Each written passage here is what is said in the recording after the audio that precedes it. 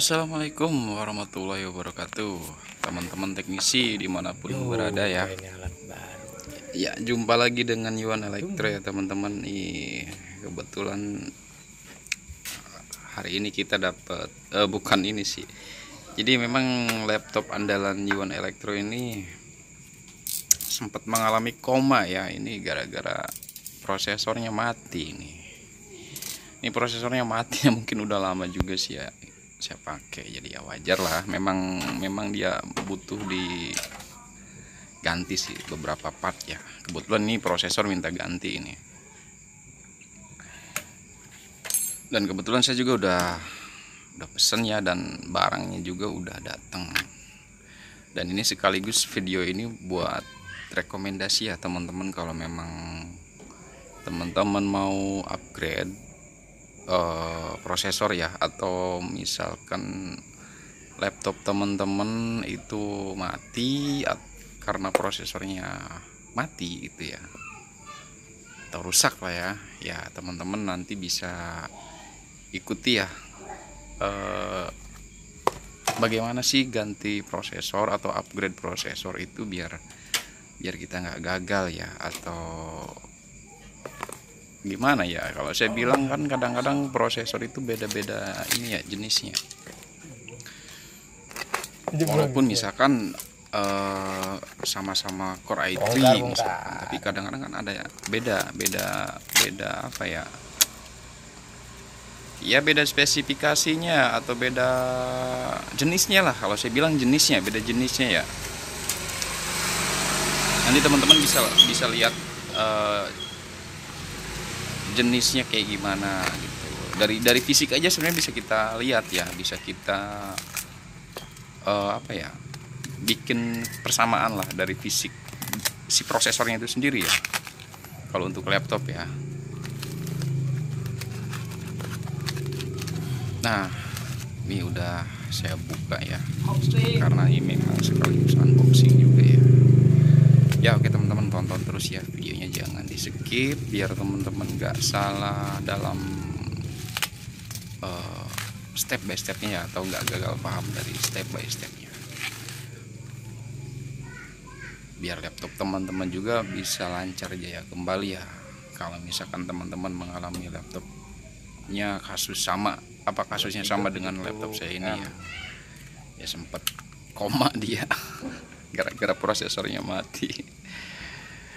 Oke teman-teman, kita tonton terus ya untuk proses upgrade-nya ya. Nanti akan disertakan juga untuk cara melihatnya bagaimana ya.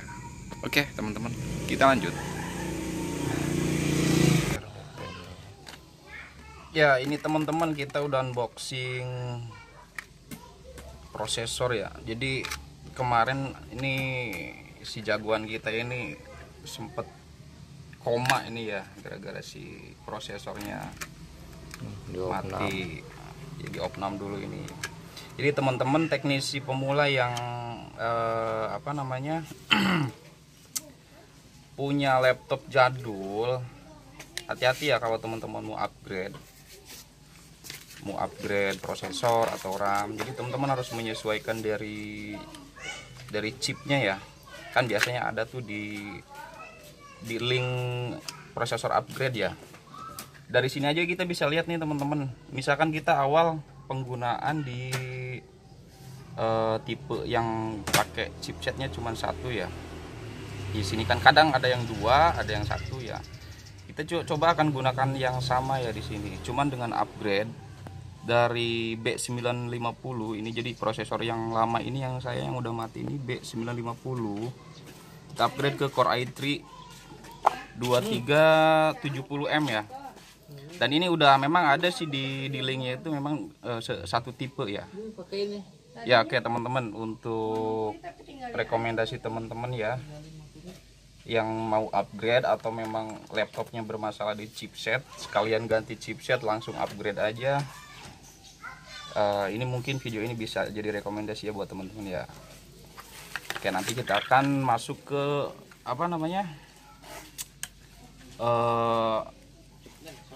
aktif ya, dibikin aktif kayak gimana dia, apakah dia bisa nampil di displaynya atau memang proses instalasinya gitu.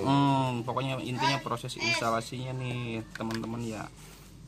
Kan teman-teman juga nanti bisa tahu, oh ya ternyata jenis chipsetnya begini yang awalnya ya, itu harus sama ya teman-teman, jangan sampai berbeda, nanti bisa ngeblank di layar. Makanya saya juga ingin, ini belum tahu nih ini memang cocok atau tidak, nanti kita buktiin aja. Kalau memang cocok dia akan nampil di display ya.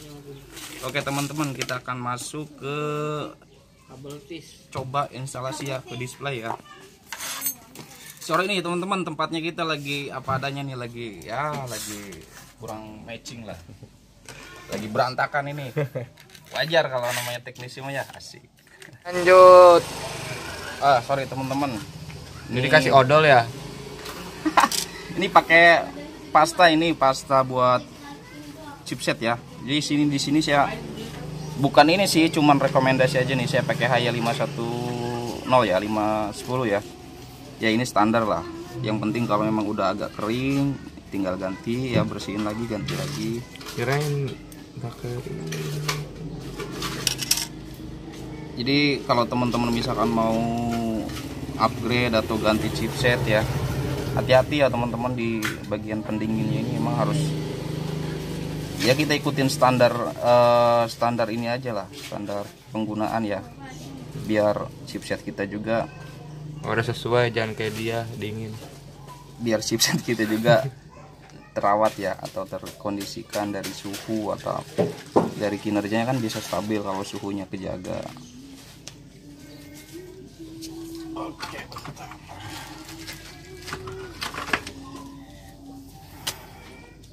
sebenarnya saya lebih suka sih ya kalau untuk mesin-mesin laptop ini, lebih suka mesin-mesin yang kayak gini nih. Kayak ini saya pakai Toshiba Satellite C640 ya.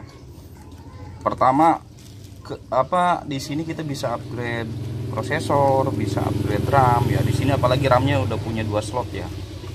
Beda dengan laptop yang keluaran baru itu, biasanya chipsetnya itu langsung tanam di PCB dia ya. Jadi ya ketika si prosesor mati ya udah Ganti PCB-nya. Kesulitannya itu doang sih, kita harus bongkar si chipsetnya itu, disolder, baru di reballing lagi, baru pasang lagi. Kalau ini kan kita gampang ya, tinggal cabut, pasang lagi, kelar. Mudah-mudahan sih ini berhasil teman-teman. Jadi bisa buat rekomendasi juga buat teman-teman kalau mau upgrade ya. Ataupun kalau laptop jadul teman-teman ini misalkan mengalami mati ya. Oke, kita instalasi ke display aja nih teman-teman. Kita belum pasang harddisk, belum pasang harddisk lah. Kita ingin ngecek aja apakah displaynya bisa nampil. Kalau nggak berhasil ya sudahlah, mungkin kita cari lagi yang cocok chipsetnya.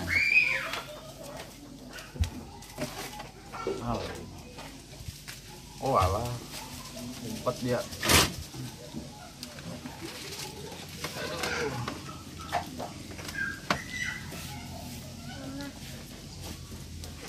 Ini kasih tegangan berapa volt Om? Biasa kalau untuk tegangan ini standar 19 volt ya dari charger, karena ini belum menggunakan baterai atau belum saya pasang baterainya. Oke, kita on kan dulu untuk ini indikator udah masuk. Kita on dulu ya, ini begini aja dah dulu dah, karena ini laptop saya sih, jadi nggak terlalu di ini juga. Oke, nih LED-nya udah nyala ya. Kita lihat apakah dia nampil atau tidak. Dan ternyata alhamdulillah nampil, karena mungkin belum pas aja ini ya. Ini teman-teman bisa lihat ya, LCD-nya mungkin belum ini aja sih, karena belum presisi kali di bagian ininya nih. Karena kemarin habis saya bongkar juga nih. Tapi ini kalau udah LED udah nyala begini, ini bisa dipastikan nyala ya. Atau mungkin nanti untuk versi lengkapnya nanti ya teman-teman. Ini hanya untuk dicoba aja. Oke, di pause aja Om. Sorry Om. Oke, kembali lagi. Oke teman-teman, ini posisi LCD tadi udah saya sedikit rapiin ya, cuman memang nggak sempat saya shoot ya, karena ya agak ribet sih ya. Kita sekarang akan coba ya dengan chipset yang baru datang tadi. kita akan coba lihat apakah ini berhasil.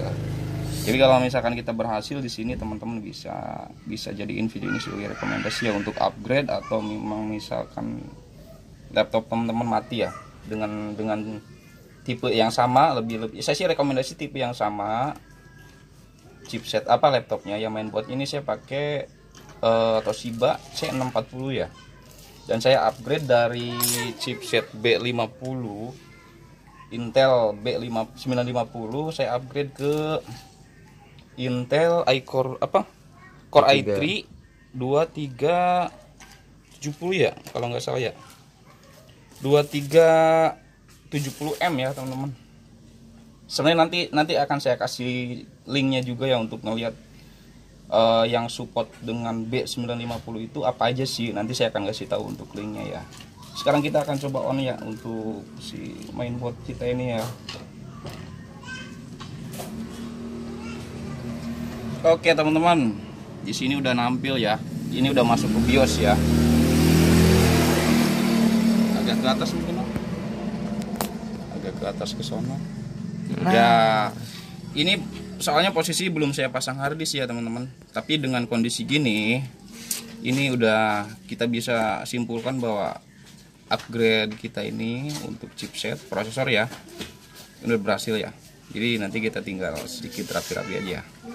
Oke teman-teman, untuk video selanjutnya nanti akan saya kasih link sama cara bagaimana melihat prosesor kita yang cocok ya. Oke teman-teman, nih si jagoan kita udah bisa berselancar ya di internetnya, dan ini udah saya pakai ya untuk melihat link dari spesifikasi CPU ya yang cocok dengan yang kita gunakan gitu. Karena kita tadi udah tahu jenis chipsetnya itu B950, maka kita akan cari di sini Intel B950 upgrade ya. Kita akan lihat bagaimana atau jenis prosesor apa yang cocok dengan si B950 ini ya. Oke, ini yang paling atas, teman-teman klik yang paling atas ya, klik yang paling atas. Oke, nanti teman-teman bisa ngelihat di sini spesifikasi dari B950 ini ya. Di sini dia menggunakan mikro atau core name-nya itu Sandy Bridge ya.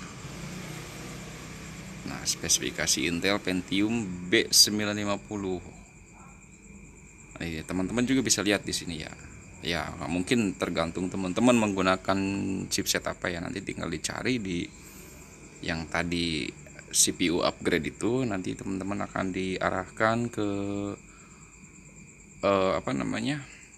spesifikasi CPU yang teman-teman gunakan, dan CPU yang nantinya sejenis itu akan ditampilkan juga ya. Nah, di sini juga udah ditampilkan nih CPU mirip dengan Intel Pentium B950 ya.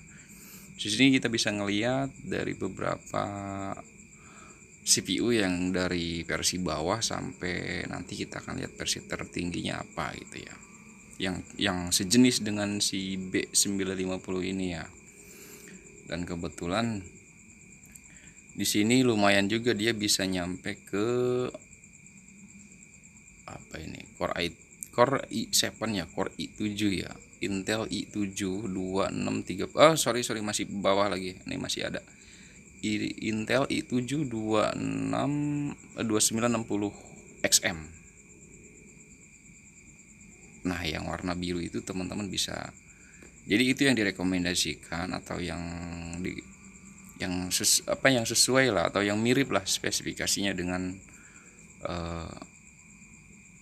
Intel B950 basicnya gitu ya. Dari soket, dari manufaktur gitu ya. Itu ditampilkan semua kok, lengkap di situ ya.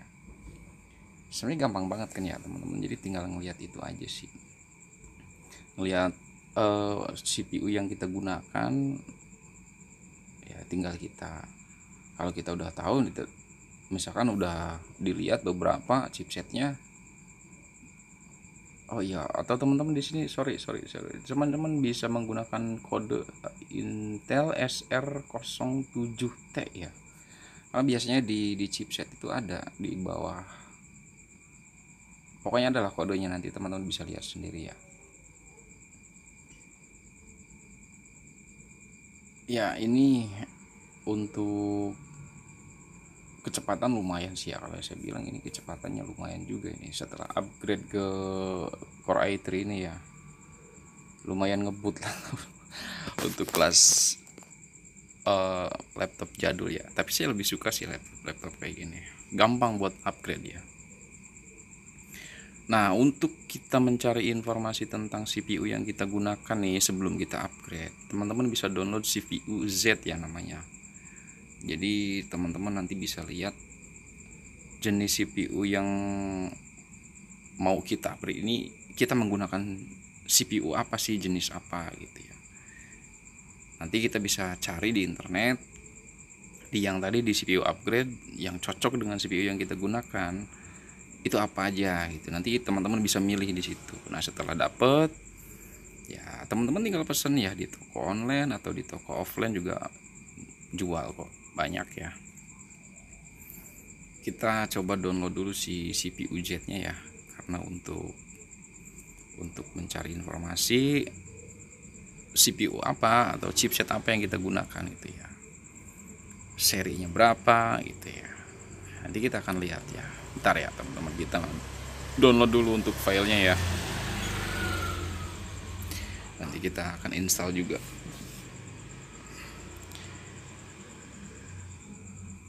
Itu komputer saya memang udah lama sih, udah hampir berapa tahun ya belum saya ganti prosesornya. Jadi wajar sih memang kalau dia udah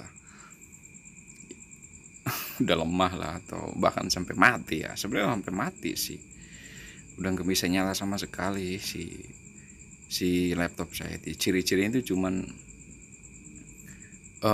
dinyalain bisa nyala, cuman setelah berapa detik dia langsung down, langsung tegangan di 3 volt langsung drop, plug langsung hilang ya, laptop mati. Sedangkan kita tahu untuk tegangan 3 volt yang mengarah ke CPU itu kan itu untuk menggerakkan si CPU ya, dan itu drop di situ tegangannya. Setelah saya periksa dan saya buka si prosesornya, saya nyalakan mainboard tanpa prosesor, tanpa RAM, mainboard nyala stabil, tegangan semuanya stabil dan nggak ada yang short ya. Dan dari situ saya asumsikan, saya ambil kesimpulan bahwa laptop kita atau laptop saya mati CPU-nya ya. Makanya saya ganti CPU-nya sekarang. Jadi teman-teman yang memang mau ganti CPU ya atau mau upgrade, teman-teman harus tahu jenis prosesor apa yang teman-teman gunakan ya, karena untuk mencari yang cocok dengan CPU yang kita gunakan gitu ya, dengan mainboard yang kita gunakan ya, agar berjalan lancar ya. Ya ini lumayan lama juga ini, mungkin bentar teman-teman, saya skip aja dulu ya untuk videonya terlalu panjang ya. Ya teman-teman, ini untuk file CPU Z-nya udah ready ya. Udah ready kita melakukan penginstalan. Kita install dulu ya untuk si CPU Z-nya ya. Oke, kita seperti biasa penginstalan ya, kita save aja agreement-nya, kita langsung next aja ya.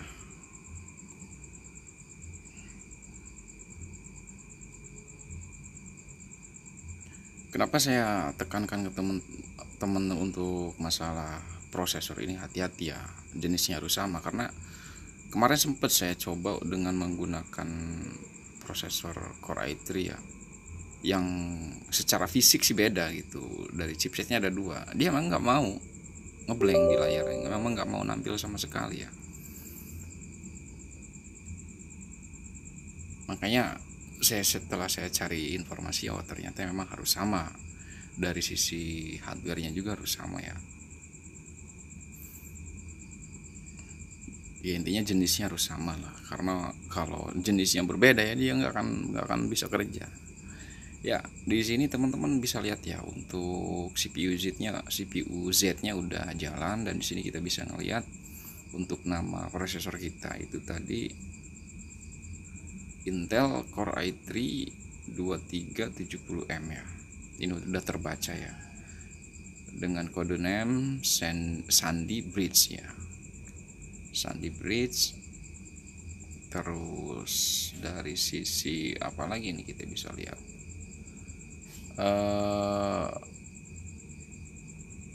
mungkin kita bisa lihat dari sisi bentar, ini motherboard, ini mainboard ya.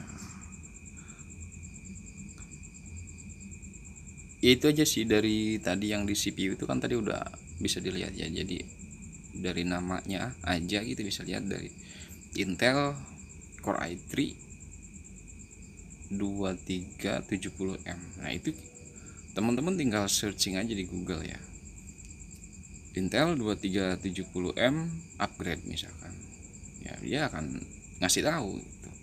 Kalau saya mau upgrade lagi nih gitu, dia akan ngasih tahu mana yang cocok ya. Oke teman-teman, untuk video kali ini saya cukup ya. Mudah-mudahan ini bisa menjadi rekomendasi dan juga menjadi edukasi buat teman-teman ya. Semoga Yuan Elektro tetap maju dan terus berkembang. Salam satu PCB. Terima kasih dan hatur nuhun, Yuan Elektro.